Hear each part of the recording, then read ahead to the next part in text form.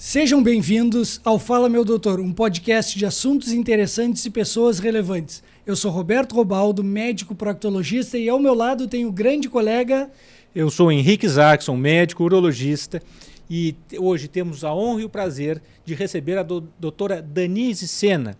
A doutora Danise Sena, ela é infectologista pelo Hospital Heliópolis de São Paulo, membro da Sociedade Brasileira de Infectologia, doutora em doenças infecciosas e parasitárias pela USP, pesquisadora na área de infectologia e vacinação e professora da medicina da UFPEL. Seja muito bem-vinda, doutora Danise. Obrigada pelo convite, uma honra estar aqui com vocês também. Danise, aproveitando já, nos conte como foi o início da tua carreira como médica, por que escolheu a medicina? Uau! Eu acho que desde o início, assim, desde criança, eu gostava e dizia que queria cuidar de pessoas e tal, e acabei indo, poderia ter ido para outras áreas cuidar de pessoas, mas acabei indo para a área médica. Aí depois, dentro da medicina, eu sempre me interessei por saúde pública. Tanto que comecei a minha vida pós a faculdade fazendo medicina comunitária. Sim. Sou médica de família antes de ser infectologista. Aí achei que eu queria fazer mais alguma coisa, ampliar um pouco o meu campo de atuação. E acabei indo para algo que juntasse, né, a saúde pública com uma outra área. Que também ampliasse meus horizontes para a medicina hospitalar e, enfim, me desse também outras possibilidades. E acabei optando por fazer infecto. E, enfim, acho uma área boa, uma área que eu sou completa, que eu sou realizada. Muito bem, Danise. Fizesse a residência lá em São Paulo, né, no Hospital Heliópolis. Fiz a residência em São Paulo. Muito bem. Hoje temos a doutora Danise para falar conosco sobre o Dezembro Vermelho, né? Uma lembrança muito importante, né, sobre HIV e AIDS. Danise, nos conta como está a situação do HIV/AIDS hoje no Brasil. O Brasil ele é uma situação muito heterogênea. A gente tem aí uma prevalência alta de HIV no Brasil. A intermediária, digamos, porque em relação ao continente africano é muito maior, mas a gente tem uma prevalência alta no Brasil, uma incidência que, dependendo da região que a gente for olhar, ela muda muito. No sul do Brasil, a gente tem uma incidência super alta, que vai contramão do restante do resto do país. Então, enquanto o resto do país a gente tem uma incidência estável, com tendência à queda, no Rio Grande do Sul a gente tem uma incidência que não cai. Tá. E esses números vêm aumentando nos últimos tempos? Vêm aumentando de maneira mais lenta, mas eles vêm aumentando. Vários fatores, assim, a gente sabe que alguma coisa diferente acontece aqui no estado, talvez o subtipo de HIV que é diferente do restante do Brasil, questões culturais eu não sei, mas alguma coisa diferente acontece aqui, isso é debatido sempre nos congressos. E Pelotas, a gente também tem uma alta incidência. Tá? A última vez que eu olhei esses dados no DataSUS, eu acho que nas cidades acima de 100 mil habitantes, Pelotas era a 60ª, então está no topo, assim, tá em cima da lista. Uma coisa que eu acho curiosa, Danise, nós somos de uma geração onde crescemos muito assustados com a AIDS, porque teve aquele início, quando se descobriu o vírus e aqueles casos mais marcantes, né? Cazuza. Exatamente, o Cazuza, que foi muito presente, e nos Estados Unidos também, atores e atrizes de novela também. Infelizmente, perdemos muita gente boa, muito jovem, num contexto onde se estava conhecendo a doença.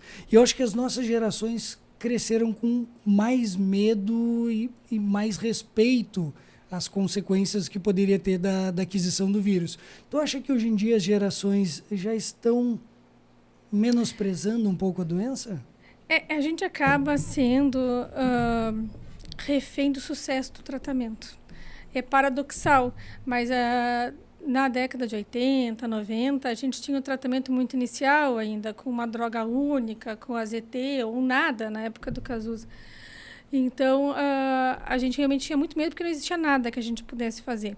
Depois, com o advento da terapia antirretroviral de alta potência, com os antirretrovirais das novas famílias, que a gente tem um número de comprimidos reduzido por dia, que a gente tem uma super eficácia, uma eficácia super alta e tal, que a gente descobriu que indetectável é igual a intransmissível, tá? Então, os pacientes que tratam hoje HIV, que tem carga viral indetectável, eles não transmitem. Poxa, Então a gente teve um tratamento de muito mais sucesso e o tratamento de sucesso acaba que as pessoas perdem o medo, porque já existe um tratamento. Sim. Então, a gente acaba virando refém do sucesso do tratamento. Então, acho que sim. Acho que realmente se tinha mais medo. Denise, e a gente estratificando por idades, isso vocês já notam que os mais jovens estão contraindo mais o vírus ou não? A gente ainda tem uma epidemia que ela ainda tem, apesar de a gente não falar mais a gente não fala mais em classes de risco, assim, em grupos de risco. A gente hoje fala em comportamento de risco, mas a gente tem ainda uma epidemia muito mais centrada em alguns grupos, tá? A gente vê bastante jovem de 18 a 25 anos, bastante infectado. A gente também vê idoso. Então, na terceira idade, assim, eu tenho o paciente mais velho, meu tem 92 anos. Então, eu tenho alguns idosos no consultório, até com o advento do Viagra, tá? Sim. A gente sabe que o Viagra veio, mudou a vida sexual do idoso, mas a gente também sabe que existe uma dificuldade muito maior de usar preservativo, claro. Tanto uma dificuldade cultural como uma dificuldade biológica mesmo. Então, a gente também tem bastante idoso infectado, tá? Também o advento, né, de mulheres mais infectadas, cresceu a epidemia entre mulheres, cresceu a epidemia no interior do país, que antes era mais capitais, portos, enfim. Então, a gente tem aí uma mudança de perfil da epidemia, mas a gente ainda tem concentrado, tá, em grupos de homens que fazem sexo com homens, que esse é o termo correto, HSH, homens que fazem sexo com homens. Muito bem. Denise, e me conta uma coisa. Como é que está o acesso das pessoas a descobrir se tem o HIV ou não tem? Isso está fácil, está difícil? Como é que tu vês a situação no Brasil? Não, eu acho que hoje em dia facilitou muito, tá? A gente tem os centros de testagem e aconselhamento, onde as pessoas podem chegar e se testar com teste rápido para HIV, para sífilis, hepatite B, C. O próprio SAI faz essa testagem. A gente também tem os testes orais que se compra na farmácia, uma tentativa de aumentar o acesso.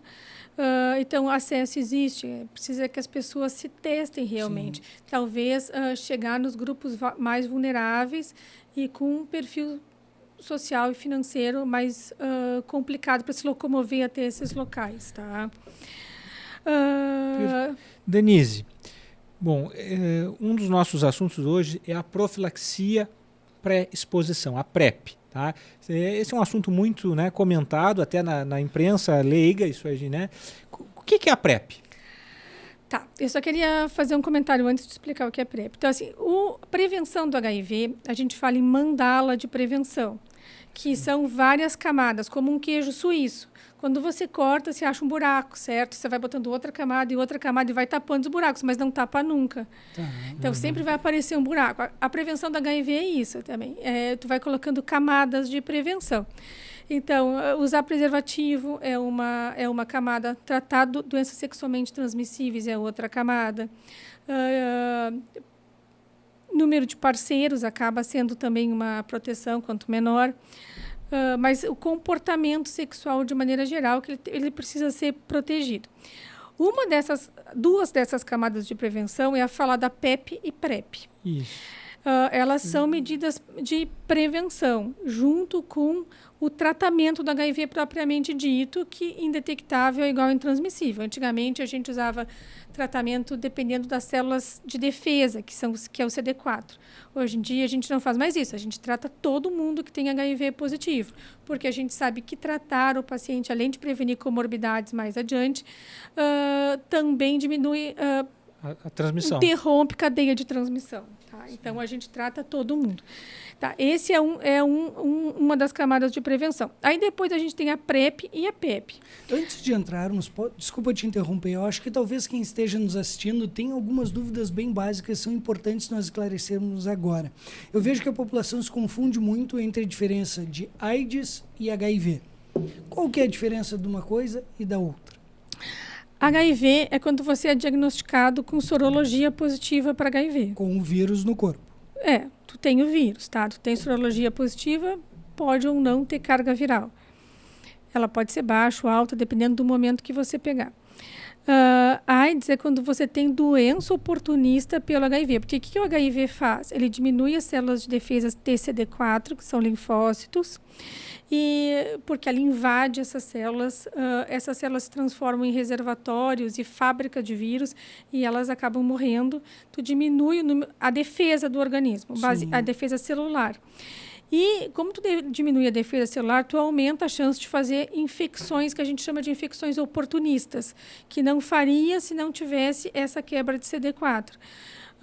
Que é a tuberculose disseminada, histoplasmose, meningites, enfim, uma série de doenças oportunistas. O que caracteriza a AIDS é ter a doença com infecção oportunista. Então, é uma etapa além de ter o vírus. E super interessante que tu comentou sobre, hoje em dia, a carga viral negativada se considera sem o risco de transmissão. Uhum. E isso ainda... Culturalmente, as pessoas têm muito medo e têm dúvida, por mais que todos os serviços tentem esclarecer. Como é que se adquire além da forma sexual? Porque aqui no Rio Grande do Sul temos o hábito de tomar chimarrão. E as pessoas dizem, eu posso tomar chimarrão com quem tem o vírus? Estou correndo risco. Como é que é essa parte? Não, tu pode tomar chimarrão porque não passa pela saliva. Então, tu pode tomar chimarrão, tu pode abraçar, tu pode beijar, pode usar a mesma toalha, o mesmo banheiro, o mesmo prato, os mesmos talheres. Não, isso não tem problema nenhum, tá? Então, a principal forma de transmissão é sexual, seja sexo anal ou vaginal. São os dois tipos de sexo que mais transmite. Sexo oral, tu precisa ter lesão de continuidade, tanto no órgão sexual quanto na boca. Algum tá? machucado em alguma das partes. Precisa ter lesão de continuidade. Mas sexo anal e sexo vaginal pode transmitir. Principalmente o sexo anal receptivo, tá? Isso é a forma de sexo sexual que mais propenso, tá? À infecção. E aquele estigma que se tinha com muito medo de se aproximar das pessoas, isso lá no início era uma coisa muito pesada na sociedade, hoje em dia acho que vem melhorando. Isso realmente está melhor? O estigma das pessoas que são soropositivas. O estigma é o maior problema, na verdade, porque a principal forma de transmissão, só para fechar, é sexual e tu pode ter transmissão através de sangue ou materiais contaminados, que a gente viu agora o escândalo, né, no Rio de Janeiro, né, dos transplantes. Então, a transmissão por sangue também é uma possibilidade. Claro que os bancos de sangue testam e tal, mas... E é bom a gente falar que aquilo ali foi uma coisa totalmente fora da curva. Exatamente. O transplante no Brasil é uma coisa seríssima e que aquilo foi uma coisa totalmente fora. A gente não pode desacreditar todo um trabalho de anos que é feito de transplante, que é super importante e beneficia muita gente. Então, é bom a gente falar isso. A Sociedade Brasileira de Infecto largou uma nota ontem sobre isso, tá? Porque existe anos e anos e anos, né, da campanha de doação de órgãos. E isso foi uma coisa pontual, que não deveria ter acontecido, é óbvio, mas não dá para desacreditar num trabalho que vem de décadas, né, se investindo trabalho nisso, fantástico. né, e que, inclusive, é reconhecido de maneira internacional. Na verdade, o Programa Nacional de AIDS também. Tá? Ele também é reconhecido internacionalmente. Então, juntou 2 programas reconhecidos internacionalmente que aconteceu uma catástrofe ali, uma tragédia, mas que foi pontual. Perfeito. Tá? Denise. E o Rio Grande do Sul é muito reconhecido no mundo também, né? Pelos dados, pelos estudos que vocês vêm conduzindo, né? Também. Assim, Denise, então vou te perguntar de novo. O que é a PrEP? Tá, então vamos lá, vou tentar responder. Então, a PrEP é profilaxia pré-exposição. É quando você não está infectado, então você é HIV negativo e você não quer se infectar com HIV. E aí você tem a possibilidade, além de usar preservativo, além de tratar as doenças sexualmente transmissíveis, de também se proteger através de usar um medicamento que no Brasil agora é um comprimido uma vez ao dia, todos os dias, tá? Para quem é indicado? Para quem quiser fazer a PrEP, tá? Antigamente era indicado só para homens que faziam sexo com homens, depois homens de uma maneira geral, inclusive com relações heterossexuais. Hoje em dia foi estendido para a mulher, mas está aí, é pelo SUS, e quem quiser se beneficiar. Mas as indicações, homem que faz sexo com homens, múltiplos parceiros, profissionais do sexo, é um grupo de risco também, transexuais, travestis e parceiros de contactantes sexuais que tenham o vírus. Sim. Então, por exemplo, eu estou me relacionando com alguém que tem o vírus. Essa pessoa, mesmo que ela trate, porque a gente sabe que indetectável é igual a intransmissível. É mais uma tá? camada de proteção, que nem falasse. É mais uma camada de proteção. E outra coisa, isso traz para a mão de quem está tomando a PrEP o poder da proteção. Eu não fico na mão do outro se ele vai tomar, se ele vai tomar o comprimido, se não vai tomar o comprimido, se vai me ameaçar tomar ou não. A gente tem relações que são tranquilas, tem outras relações que são mais complicadas. Tu traz para a mão da pessoa que está usando a PrEP o poder da sua proteção. Tu empodera essa pessoa. Autonomia, fica com autonomia. Exatamente. Então, a gente sempre orienta em casais soro diferentes que mesmo que ele ou ela esteja tratando o outro, a gente sempre oferece a profilaxia pré-exposição. O que é essa profilaxia, então? São 2 antirretrovirais, entricitabina e tenofovir, associados a um comprimido que você vai usar todos os dias. Só que você tem que provar que você é HIV negativo. Tá? Então, você vai fazer o teste de HIV, se for negativo, você vai usar a profilaxia, depois você fica fazendo o teste anti-HIV de 3 em 3 meses. Sempre que você volta para a consulta, também é oferecido teste para outras doenças sexualmente transmissíveis e sempre é oferecido também o uso do preservativo. Tá? Então, a gente vai colocando realmente camadas de proteção. E como é que é viver fazendo a PrEP? Tem muitos efeitos colaterais? Como é que funciona? Tem poucos efeitos colaterais. O tenofovir pode dar alguns efeitos colaterais a longo prazo, principalmente em relação à função renal e osteopenia. Tá? Mas são efeitos mais a longo prazo. E é bom a gente deixar claro também que a PrEP está evoluindo. Hoje, no Brasil, a gente tem isso, entricitabina e tenofovir, um comprimido diário. A Anvisa liberou agora em junho desse ano, não, até foi em junho de 2023, o cabotegravir. O cabotegravir a gente ainda não tem disponível comercialmente, mas ela é uma nova droga que já está disponível em outros países, já está disponível nos Estados Unidos, em que é PrEP injetável. Você vai fazer a cada 2 meses e manter os níveis séricos de antirretroviral, que vai facilitar. Mais prático, já tem outros estudos com PrEP oral de longa permanência, inclusive com PrEP injetável durando mais alguns meses, tá? Então, isso aumenta muito, né, melhora a adesão, não é um comprimido diário, vira como anticoncepcional injetável a cada 3 meses, a cada 6 meses, e traz uma proteção bem boa. Eu até anotei algumas coisas aqui que eu queria falar para vocês. Pois é. O estado mais reconhecido, a cidade mais reconhecida com o maior PrEP, o maior uso da PrEP que a gente tem é São Paulo. Sim. E São Paulo mostrou esse ano que realmente conseguiu reduzir a curva de HIV e praticamente assim, quase zerar a infecção por HIV. Tá? O que eles fizeram? Eles investiram pesados na PrEP. Então, o que a gente sabe? Tá?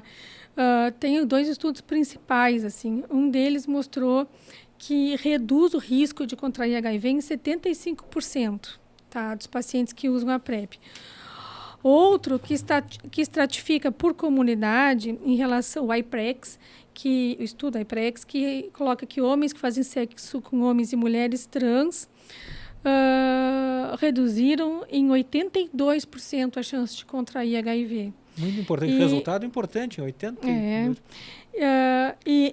E o principal fator que acaba que não dá uma proteção tão alta é que tem gente que não consegue aderir adequadamente à PrEP, adesão, tá?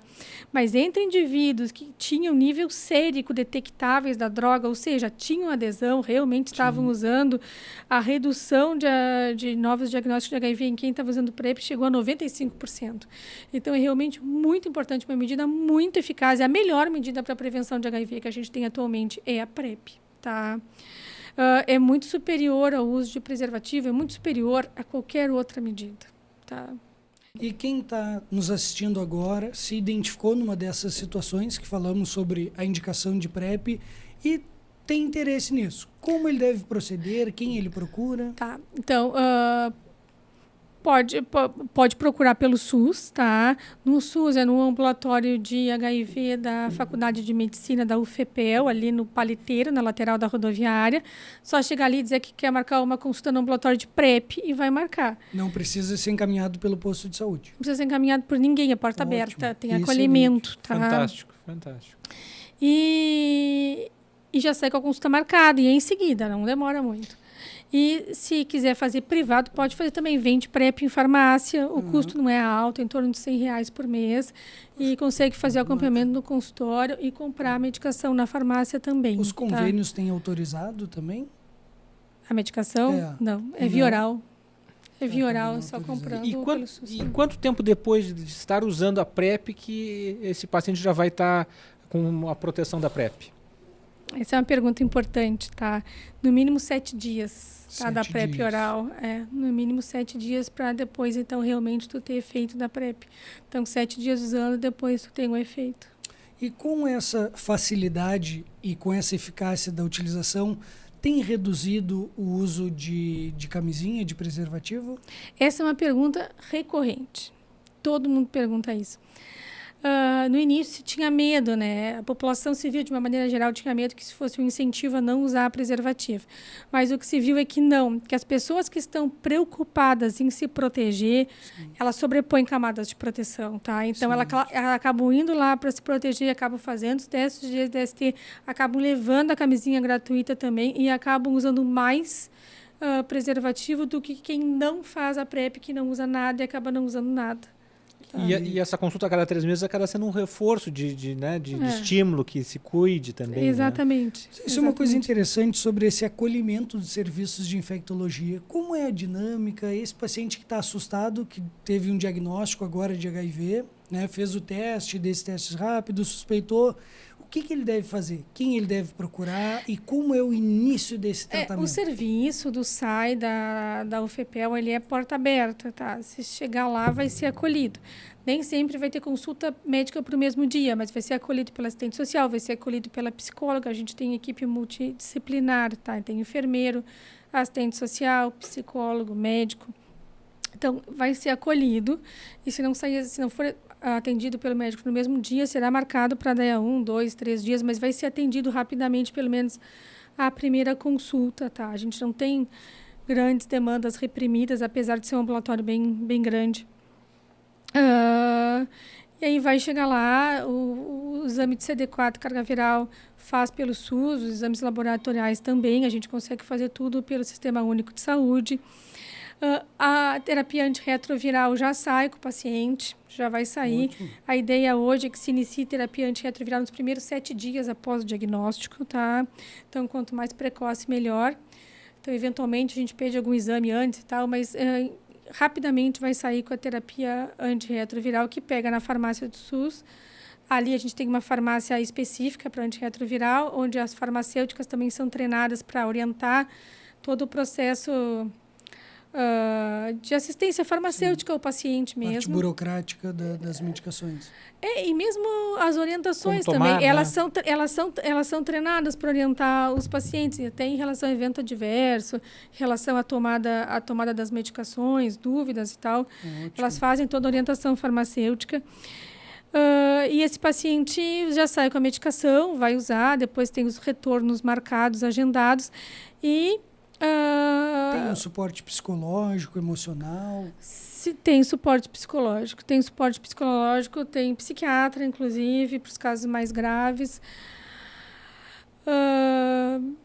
Acho que a gente tenta fazer um trabalho multidisciplinar, sim. Denise, e uma situação é essa, aquele paciente que começou já a se cuidar, fez a PrEP, e aquela outra situação que também existe.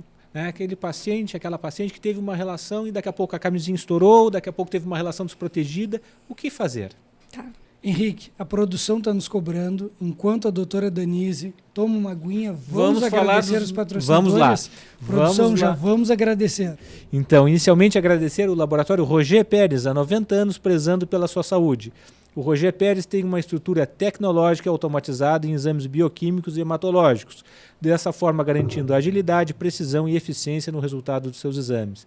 Telefone 3225-4488. Também queremos agradecer a Marco Investimentos, especialistas em credibilidade e confiança. Em parceria com a XP, eles criaram um método todo especial de assessoria, que é o modelo Marco de atendimento, onde coloca o cliente sempre em primeiro lugar. Para mais informações, acesse marcoinvestimentos.com.br. Agradecer também o consultório odontológico Dr. Jefferson Freitas. Dr. Jefferson é especialista em endodontia, ortodontia, próteses e implantes dentários.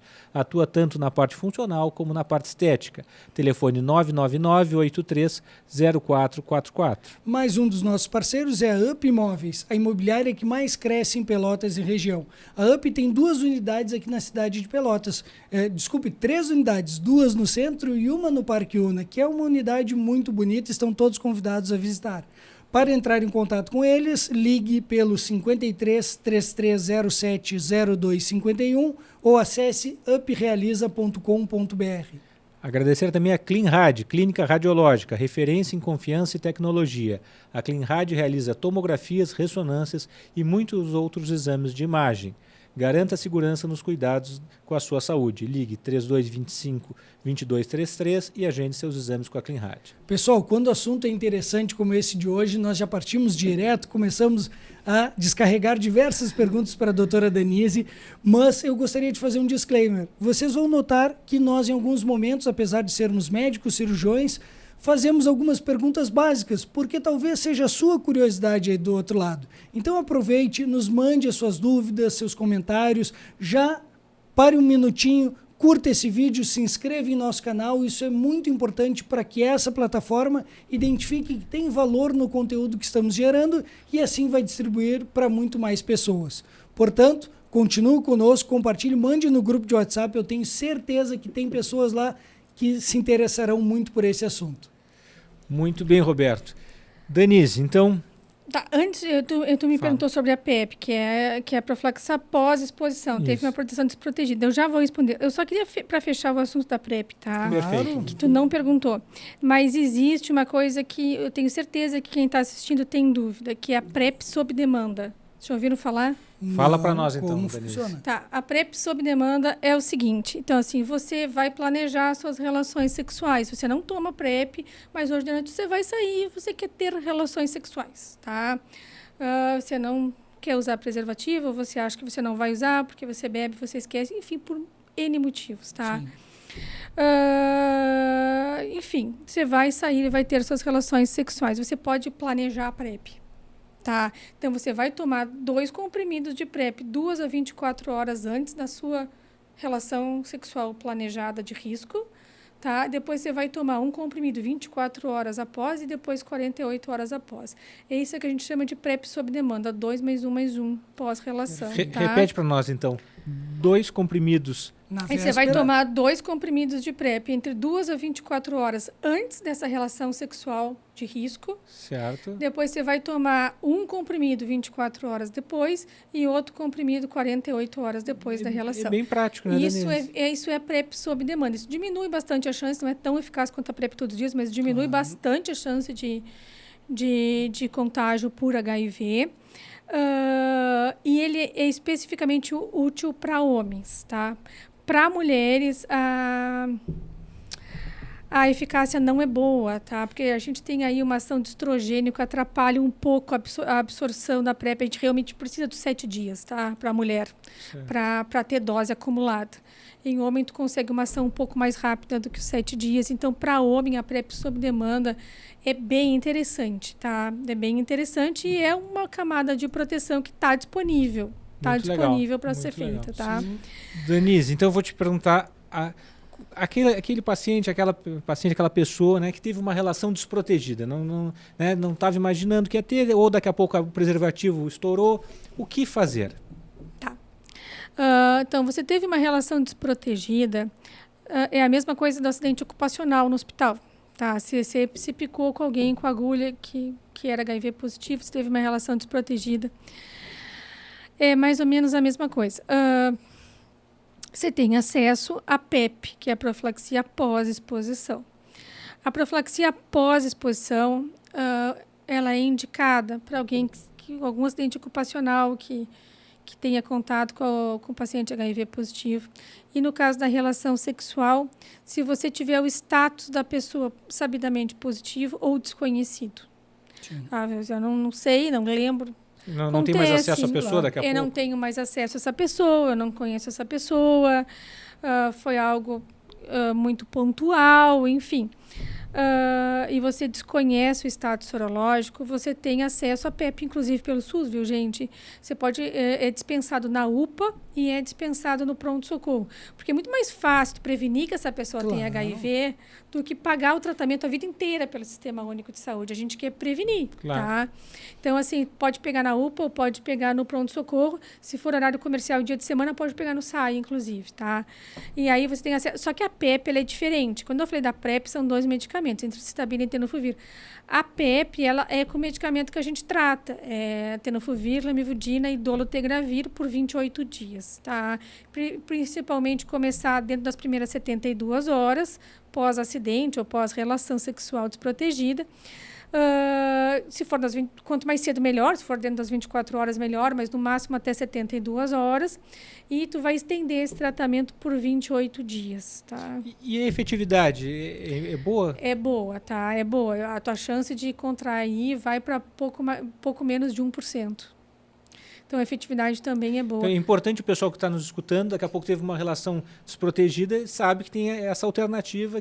Procure o pronto-socorro da sua cidade. E até para os casos de violência sexual. Né? Os casos de violência sexual, também o atendimento, tá? É via pronto-socorro ou UPA. E aí tem toda uma profilaxia. Aí a gente entra numa coisa bem importante tu falar disso, que tu entra uma coisa importante que é prevenir as outras DSTs. E nesse contexto, a gente tem uma coisa nova em relação à PEP, que é a profilaxia pós-exposição, que é um novo termo, DoxyPEP. A gente fala hoje em DoxyPEP, que é que tu previne o HIV, com a profilaxia pós-exposição, mas com doxiciclina, por isso que se chama DoxyPEP, tu previne também gonorreia e outras infecções oportunistas. Principalmente clamídia e gonorreia, tá? Gonorreia é um pouquinho menos eficaz, mas também previne, tá? Então, DoxyPEP é o momento, assim, tá? E isso é muito importante, que as pessoas que passaram por uma situação difícil dessa saibam que chegando nesses locais de atendimento não serão julgadas. Porque às vezes as pessoas têm muito medo, esperam, demoram vários dias para criar coragem de procurar um atendimento. Uma situação de violência, claro, é um caso muito mais A gente quer que essas pessoas nos procurem, porque a gente quer prevenir a infecção. Ninguém vai ser julgado. Esse estigma, ele está caindo por terra.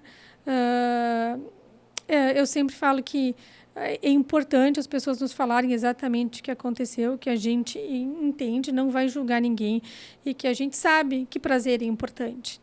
Sim, tá? Claro. Tanto quanto prevenção, prazer também é importante. Então, a gente vai acolher essa pessoa e vai tratar essa pessoa com toda a dignidade que ela merece. Tá? Então, em relação à DoxyPEP, até anotei algumas coisas aqui. Ela previne sífilis, clamídia e gonorreia.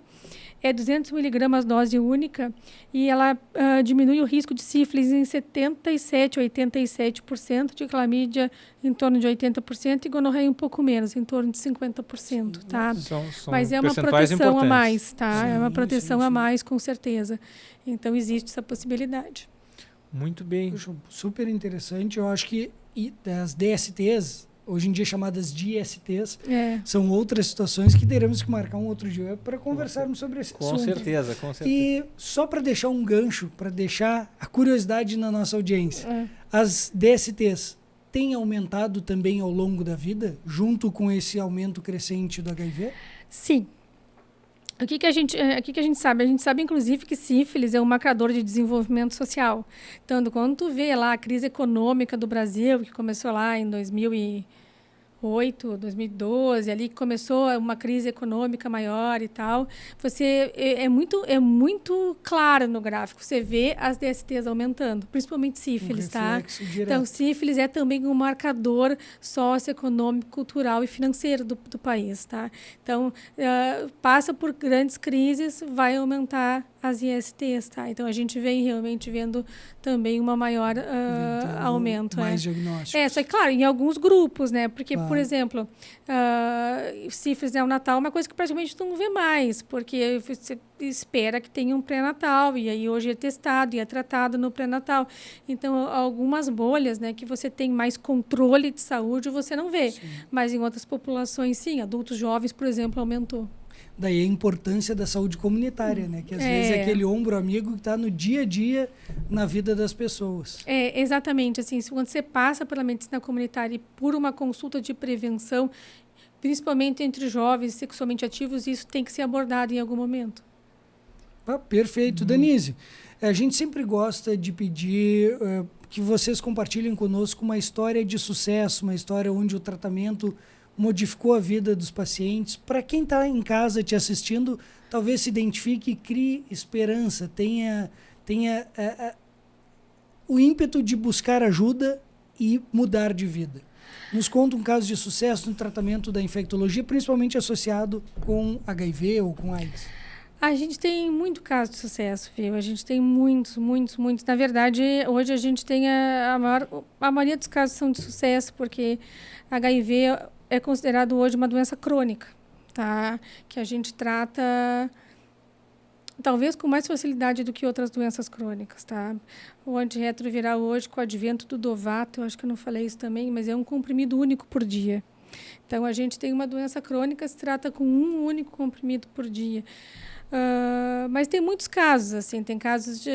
Mas eu tenho um caso, assim, que agora me veio à mente, assim, que era de uma moça... Eu trato HIV no meu consultório também, tá? Era de uma moça que chegou no meu consultório e eu vi que tinha alguma coisa estranha com ela, alguma coisa estranha fisicamente e tal. E ela chegou no meu consultório... E lá pelas tantas eu perguntei o que estava acontecendo, que era calor, e ela estava cheia de roupa. E ela começou a tirar um monte de roupa. Ela começou a tirar uma e depois tirava outra, depois tirava outra. Era uma camada por cima da outra. E daqui a pouco ela tirou uma peruca. Então, ela foi no meu consultório completamente disfarçada, tá? Pelo estigma do HIV. Uma menina super legal, super bacana, classe média, e que se virava super bem, mas ela estava com essa ideia do estigma, tá? Sim.